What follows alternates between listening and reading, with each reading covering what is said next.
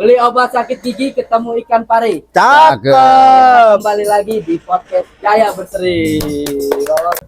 Mau jadi lurah atau gimana? Semua pekerjaan capek, tapi pada prinsipnya ya kalau jadi lurah itu kan kita juga banyak bermasyarakat. Ya, Betul. Banyak keluarga. Itu yang sebenarnya jadi bensin tuh. pikir gitu ya. Bisa terpikir Balai Dasawisma. Yang saya pikir itu cuma salah satu-satunya yang ada di DKI. Iya. Kayaknya oke juga nih kalau bikin Dasawisma di Kelurahan Sunterjaya, bikin balai gitu. Ya alhamdulillah saya punya teman-teman nih, teman-teman R Petra yang punya kreativitas yang bagus. Alhamdulillah. Podcast mau mulai.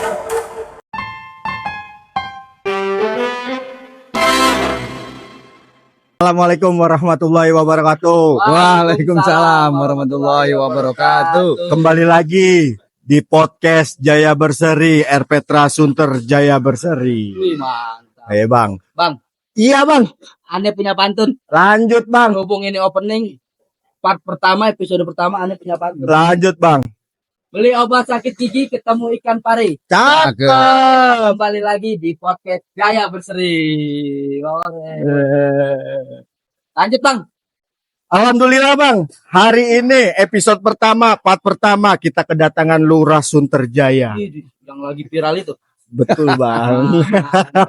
Lagi viral Pak Eka Perselian Yeluma Bang. Pak Eka, selamat datang di podcast Jaya Berseri. Pak, ngomong-ngomong capek nggak sih Pak jadi lurah? Ini teman-teman ngucapnya bener namanya. Iya biasanya Perselian Yeluma, biasanya. Iya Pak, kemarin kan kita udah sempet naik gunung tuh. Kebetulan sama Pak Lurah, kalau di gunung manggilnya Bang Eka kita. Nggak boleh manggil Pak Lurah, suruh push up nanti. Bukannya begitu Bang? Betul Bang. Gimana? Dari kemarin saya ngelihat Bapak tuh mondar-mandir. Capek nggak sih Pak sebenarnya jadi lurah itu? Ya kan Bang? Mau jadi lurah atau gimana? Iya, saya aja ngeliatnya capek. Iya ngeliatnya capek, bukan mau jadi lurah Pak, kayaknya banyak banget gitu beban yang Bapak pikul, Di kiri kanan ya. tanggung gitu kayaknya, tapi tetap fun gitu ya Bang. Kayak naik gunung ya, kayak naik Iya, gunung ya. rahasianya tuh apa sih Pak? Ya kalau jadi lurah sih ya kita jalanin aja lah. Masalah capek relatif. Semua pekerjaan capek, tapi pada prinsipnya ya kalau jadi lurah itu kan kita juga banyak bermasyarakat. Siap. Betul. Banyak keluarga. Itu yang sebenarnya jadi bensin tuh. Gitu. Jadi bensin kita buat berkegiatan. Oh, Jadi iya. kalau kita bisa berbuat buat warga, berbuat buat masyarakat itu satu kepuasan tersendiri. Iya. Jadi kadang-kadang capek bisa hilang tuh. Iya. Cuma apakah jenuh? Ada rasa jenuh ya pasti ada. Namanya manusia. Manusiawi. Berarti ada kebanggaan diri sendiri ya Pak. Yes. Itu nilai besar yang ditanemin Bang Ulum. Iya. Walaupun kadang anak buahnya nih ngeliat Pak Lurah kalau lagi capek suka takut sendiri. Iya Bang, gue salah apa gitu Iya, ya. gitu jadi mah salah apa ya. Tiba-tiba Pak Lurah ngomong aja ya kan, Iya. ketika ditegur. Itu kadang kita ini Bang ya. Ah. Ternyata Pak Lurah emang kadang kalau kayak gitu lagi capek. Iya lagi Bang. capek. Itu emang saya lagi kesel aja Oh, sih. jangan bener Bang. Kesel banget kita Bang. Lanjut Bang. Tapi ngomong-ngomong nih Pak Lurah, kan kebetulan kita podcast berada di Balai Dasawisma yang dimana ini adalah salah satu inovasi terbaru dari Kelurahan Sunterjaya khususnya umumnya untuk warga masyarakat di Sunterjaya. Itu tujuan dan fungsinya kalau boleh tahu buat apa gitu. Iya. Bisa terpikir gitu ya. Bisa terpikir Balai Dasawisma. Yang saya pikir itu cuma salah satu-satunya yang ada di DKI. Iya kayaknya. Saya nggak pernah lihat. Nggak pernah dengar Ah, selain yang di sini. benar. Yang benar. Selain di sini nggak pernah dengar. Nggak pernah dengar. Yang benar. Jadi gini nih, mungkin sedikit ya cerita ya. Siap. Gitu. Panjang juga nggak apa-apa kan? Nggak apa-apa. Namanya podcast. lurah, ya kan? Iya, bebas saya lurah mah. Jadi gini, Balai Dasawisma ini awalnya saya lagi main lah. Main ke daerah Temanggung kebetulan di satu Temanggung. desa. Ini ya. Ya kan di satu desa ngelihat kok ada tulisan Balai Dasawisma. Itu nggak tahu memang itu gudang bulog, gudang beras, gudang sayuran, nggak tahu tuh. Karena Tahu ya, posisinya ada di tengah-tengah perkebunan. Perkebunan. Cuma kita pikir yang di desa aja yang mungkin secara jarak informasi itu agak jauh, Balai Dasawisma itu dikasih tempat, dikasih satu wadah. Siap. Nah kita di DKI, apalagi khususnya di Sunterjaya nih, kita kan punya Dasawisma ratusan, Iya, 696 orang, Hmm. gitu kan. Belum lagi tim saber, belum lagi pekerjaan teman-teman Dawis di wilayah. Mm-mm. Saya berpikir kayaknya oke juga nih kalau bikin Dasawisma di Kelurahan Sunterjaya, bikin balai gitu. Bahasanya sih base camp lah. Base camp ya, kalau Base anak-anak camp. Kalau anak-anak anak sekarang gunung bilangnya base camp lah, camp. gitu. Itu oke juga nih balai, bikin balai gitu kan. Tujuannya apa sih balai gitu kan?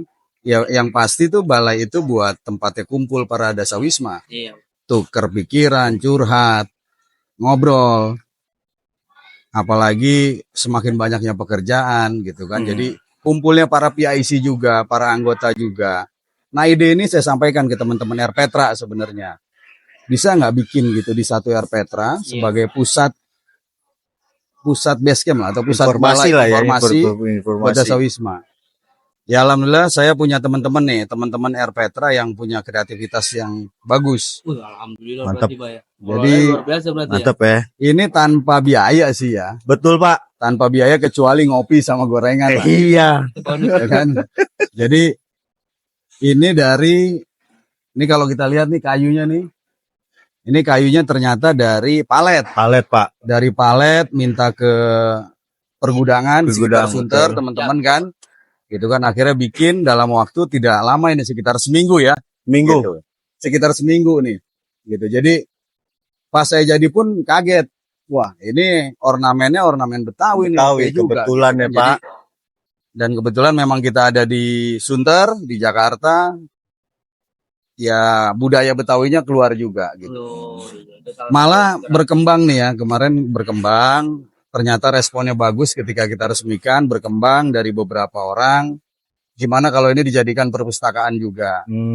Perpustakaan online untuk anak-anak gitu kan. Akhirnya kita juga sudah kerjasama tuh sama perpustakaan Sudin Pak. Pusip. Sudin Pusip. Itu kan alhamdulillah disambut baik. Nanti akan diproses untuk jadi sekaligus perpustakaan di RPetra gitu. Yes. Karena kebetulan RPetra Sunterjaya Berseri ini kan RPetra tahap 2 Tahap 2.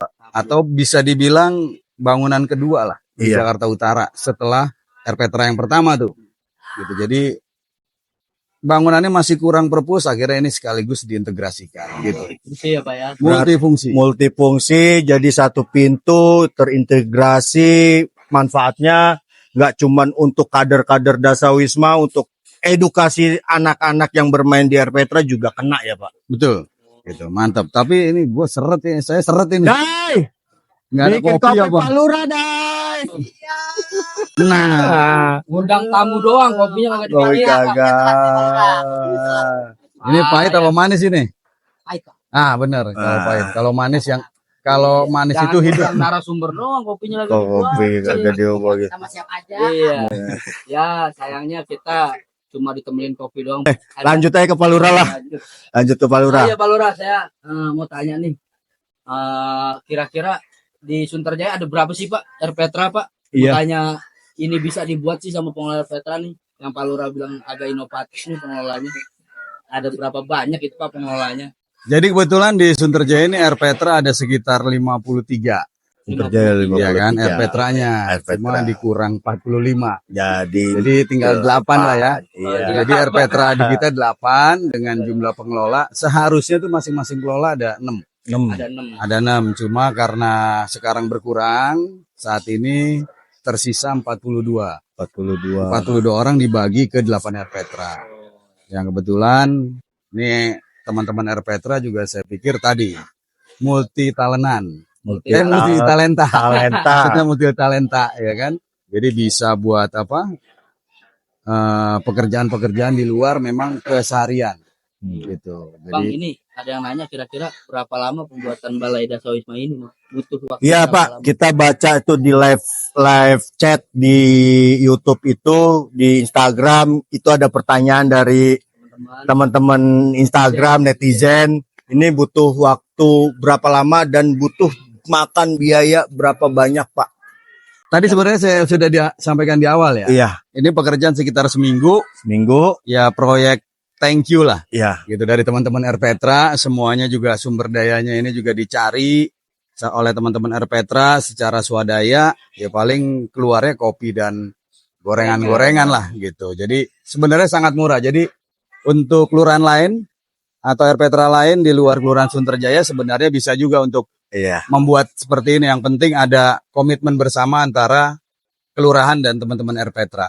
Nah, gitu Bang. Jadi memang seperti yang Pak Lurah katakan, ini memang tanpa biaya yang cukup besar, membengkak, dan pengerjaannya juga dipercepat karena memang semua bahan dan alat itu membutuhkan alat-alat yang tidak terpakai dan masih bisa kita gunakan. Ternyata masih bisa kita gunakan. Pak, untuk harapan setelah ini udah jadi, udah sedemikian bagusnya, apa sih Pak harapan ke depan untuk Balai Dasa Wisma khususnya dan umumnya untuk Erpetra Sunterjaya Berseri?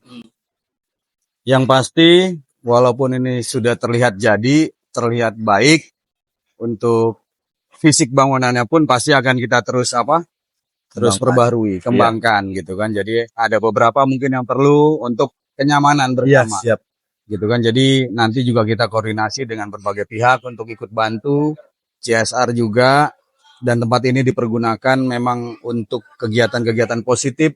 Tadi utamanya adalah untuk para dasawisma Iya, kader. bertukar pikiran sebagai pusat informasi, lalu juga untuk pusat baca, bacaan anak-anak, Literasi. terutama literasi juga.